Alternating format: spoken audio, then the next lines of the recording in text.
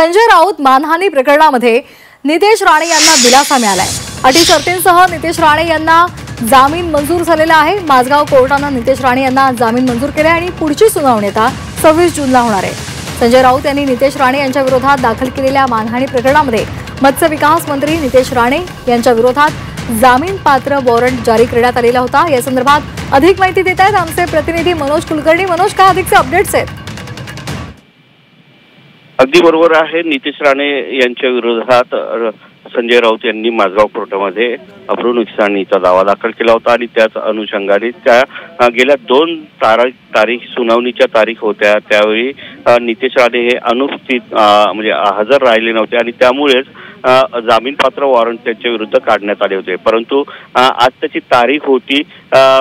नितेश राणे यांनी सिंधुदुर्गमधील police station मधूनच तो जामीन जो आहे तो वाढवून घेतला होता आणि त्यामुळे आज त्यांना कोर्टात राहण्यापासून सूट मिळाली होती। यावरच त्यांच्या वकिलांनी सुद्धा आर्ग्युमेंट केलेला आहे आणि माझगाव न्यायालयाने तो मंजूर करत पुढच्या 26 तारखेला हजर राहण्यास सांगितलेले आहे। सत्तांतराच्या काळात जे नाट्य घडलं होतं त्यावेळी नितेश राणे यांनी काही वक्तव्य केली होती आणि त्या वक्तव्याच्याच विरोधात संजय राऊत यांनीही न्यायालयात केस दाखल केली होती आणि त्या अनुषंगाने हा खटला सुरू आहे। अगदी धन्यवाद दिलेल्या या सविस्तर माहितीसाठी।